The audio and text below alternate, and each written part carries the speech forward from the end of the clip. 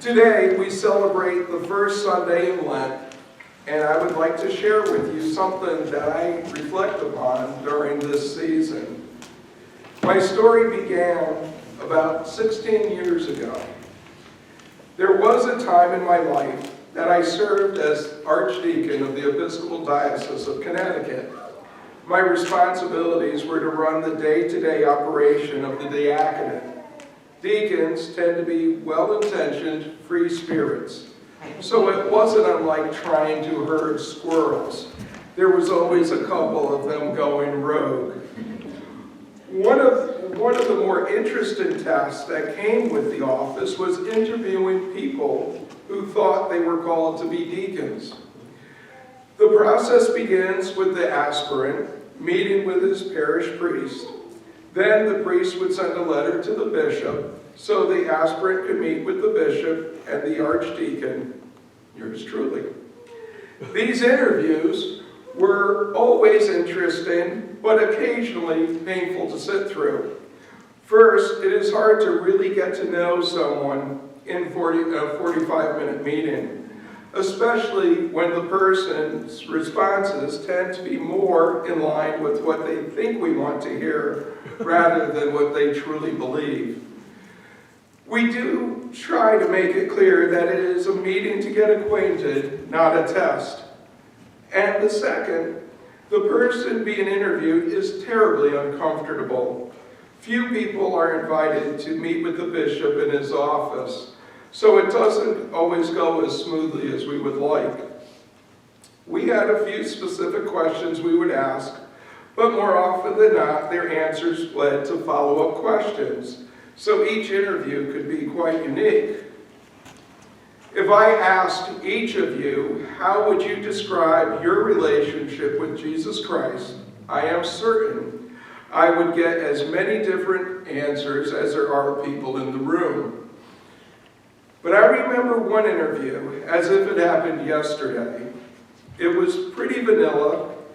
That is to say, she hadn't expressed anything too heretical in her answers, and I was certain the bishop was going to move her on to the discernment process.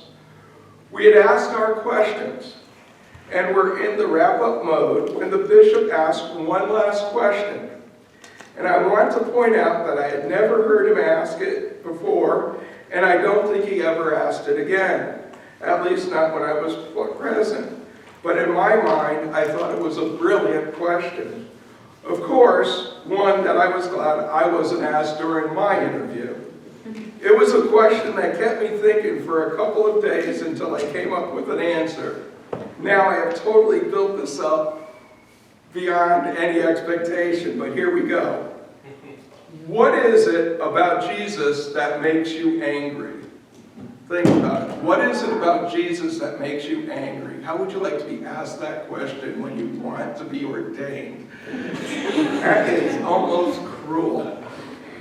Of course, the poor soul blurted out, "Nothing, I love Jesus." The bishop smiled and said, "Very good." We said our goodbyes. The woman left. She went into the discernment process. She's ordained and serving somewhere. It all turned out fine for her. But that night, I was laying in bed thinking about that question. What was it about Jesus that makes me angry? How would I have answered? I kept running it through my head for a few days. I had never thought about that before. Whether it was out of fear or common sense, it was a road I choose not to travel. But finally it came to me.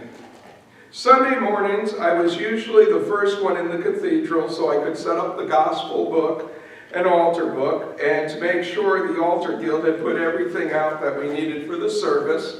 They never made mistakes, and I never stopped checking, trust and verify. And as was my practice, I sat down for a bit of quiet time, trying to get my head clear for the next 5 hours of services and the soup kitchen. It was then I had an epiphany. I knew the answer to the bishop's question. I walked over to the altar and I looked up at the cross. It was the cross. Jesus died because I wasn't good enough. He suffered because I was weak. Don't get me wrong, I know he died for all of us. And it happened almost 2,000 years before I was born. Still, I take this very personally. My immortal soul is saved not because I earned it. I am saved. We are saved because God chose to save the world. He could have just as easily taken the creation and shook it like a giant Etch-a-Sketch and started over. He didn't. Instead, Jesus came to show us what godly love looks like. The type of love that the one giving gains nothing, and the one receiving receives everything. Agape. I know that the cross was necessary. The next six weeks we will read about Jesus' journey from Nazareth to Jerusalem to Golgotha. His teachings will make references to his death and resurrection that aren't understood by his disciples until after the fact. People don't get crucified and go on to talk about it. The cross is incredibly humiliating and a painful death. And yet, Jesus came to us knowing how it had to end. Jesus being crucified wasn't an accident. Wondering if Judas changed his mind or if Peter didn't deny him, could it have changed things? Absolutely not. Jesus came into the world on a mission to save all of us. And this was how it had to happen because God is perfect. The sacrifice had to be equally perfect. No man born of the flesh could have taken Jesus' place on the cross. I suppose that is what I struggle with. Have we proved ourselves worthy of God's sacrificial love? Have I proved myself worthy? Sometimes I have doubts, but he chose to do it anyway. So when someone asks you if you believe there is more than one way to enter God's kingdom, and this is a very popular question put to Christians lately, the answer is categorically no. And no one can claim to be Christian and think otherwise. Because if the answer is yes, there are other ways to get into heaven, then the crucifixion isn't relevant. It wasn't necessary. The cross that still brings tears to my eyes is the one and only bridge over the chasm that we created between ourselves and God.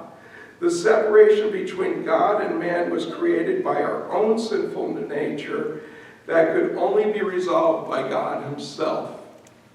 Which brings us to today's gospel lesson. I know it took a little while to get here, but we learn that Jesus goes into the wilderness to fast and pray. It is here that he is tempted by the devil. Unlike us, he can't be tempted. This is the world God made. John chapter 1 tells us Jesus was there at the time of creation, not as an observer, but as an active participant. So the idea that Satan can offer Jesus anything that he needs or wants is absurd. We, on the other hand, can be easily distracted by shiny objects. Temptation, whether it be physical, mental, or emotional, has been a problem for us since the fall of Adam. We want what makes us feel good in the moment, but always ends with regret and shame. Acting upon our basest desires is folly. We know this, and yet here we are, a flawed creature. Yet the gospel, the good news, gives us hope. So what is the lesson for us? For each one of us needs to seek God before all of those earthly desires. If we can lift up our hearts to the Lord, as we say at the Eucharist, it takes our minds, even only for a brief moment, off the worldly things that tempt us 24 hours a day, 7 days a week. And if we can reach out to him seeking nothing more than his love and his presence, it will change how we live our lives. I call it seeing the world through Christian eyes, a new value system that will start by growing within our hearts. What is important to the faithless becomes insignificant to a point of almost being humorous to the followers of Jesus. I believe that God's love is transforming. It moves us away from the increasingly hedonistic self-centeredness that is becoming more prevalent as each year passes, and reveals to us the truth. Not a truth, but the truth. That truth is that we belong to Him. Our whole existence is entirely dependent on Him. We need to live our lives as Jesus taught us. We need to see Jesus in everyone, even the people who make our lives difficult. It is necessary to have the same sacrificial love for our neighbors as God has for us. We touched on this Thursday night in our discussion group that if we follow the order of loving God with all our hearts and mind first, and only then loving our neighbors becomes possible. But it must be in that order. God must always be first, because anything we put before God separates us from Him. In C.S. Lewis's book, The Great Divorce, we see that played out by all those who choose not to enter God's kingdom in favor with clinging to what they believe to be more important.